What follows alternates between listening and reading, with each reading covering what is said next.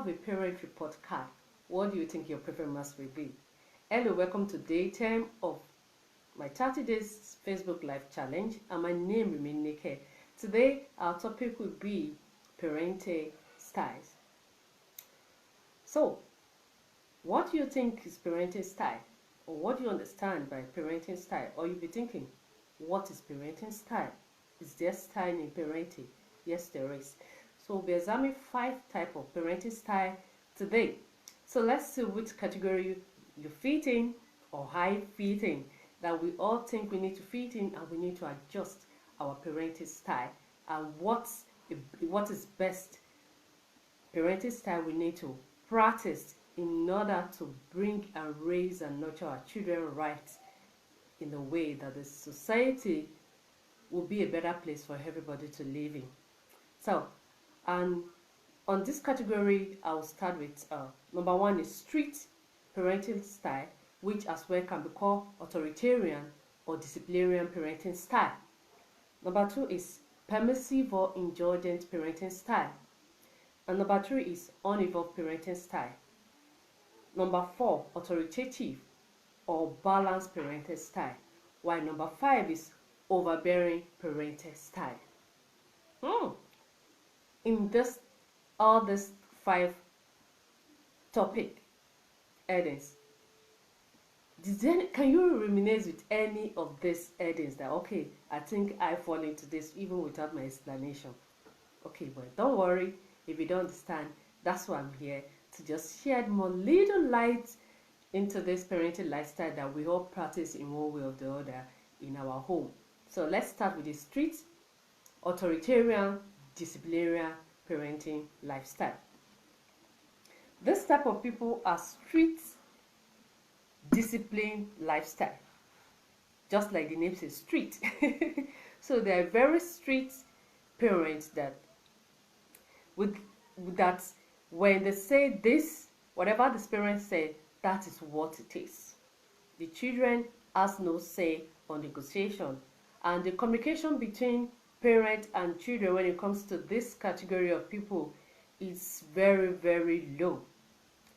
And this type of parent always places a very high expectation on the children or the child, because they are disciplinarian, so they expected that child or the children to do better than them, because they are expecting more of what they are on that child 100%, in fact 101% from the child, not minding what the child is lacking or what the child is feeling, or what might be the reason why this child is taking this type of action.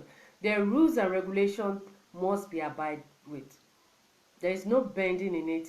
There is no flexibility on their rules. Their rules must be abided. So that's why they are called authoritarian parenting style, or you call them disciplinarian parenting style or strict parenting style. So, and this always tend to bring a low emotional connection between the child and the parent. And the parents often, all this leads to always lead to low responsive between the parent and the child, because it's always difficult for the child and the parent to sit and agree, because there's always no negotiation table between that child and the parent. They're always because the decision maker of that home is the parents, either the father or the mother, because whatever they say, whatever they decide on, that this is what they think is best for the child, without explanation towards the child to understand the reason why such decision is taken. They believe the child should understand that they want what is best for him or her, without questioning their authority, without questioning their rules, without questioning their guidance. So they believe that's the best way they could nurture and raise a child. That is for authoritative, strict, or disciplinarian parenting style. So that brings me to number 2, which is permissive or indulgent parenting style. This style of parents allow the children to do what they want, and they often offer limited or no direction to the children. This permissive or indulgent parenting style is like opposite of authoritarian or strict parenting style. So they don't really have the laid down rules or guidance guiding the children or what is expected of them, and they have open communication, but at the end of the day they let and allow the children to make decisions on their own. There could be open communication, but the children have to make the decision on their own on what they want. They are warm and nurturing. They set minimal or no expectation towards the children. They believe whatever you do, you think this is best for you. They believe the children should know what is best for them, and they should be able to go after what they think is best for them. And they are responsive towards their children. They are responsive towards their children because they provide for the needs of the children to the highest, whatever they need. That doesn't stop them providing for whatever the children needs, but the discipline aspect of it, it's minimal, and the communication is open, but the decision, whatever rules they are making, it's forced on the children to decide on what they want. So they have no guiding or rules guiding the children. So that brings me to number 3, which is uninvolved parenting style. These parents give their children a lot of freedom, and generally stay out of the children's life. Meaning, the children owns their life 100%. As long as they could provide the minimum things the children needed, whatever decision the child or the children needs to make, they made it at their discretion, at their own discretion, without the involvement of the parent. And often some parents do this intentionally, maybe because of the action of the children. So they just think, I don't think I need to get involved in this child or children's style, in this living and the way of operating. But the child have already chosen the kind of lifestyle they need to live. And there's some parents who are just like that. They don't care. They made the children independent. So they have no particular discipline of style towards the children. The communication between the children and the parents are very, very limited. They set no expectations or rules or goal for the children. And when there is a negotiation between the parents and this child, the children always have an upper hand because they don't want to get involved on what will come back to them. The children always decided, okay, this is what I want, and so be it. So they are not involved in the decision making of their child. Let me set an example, like, a child is being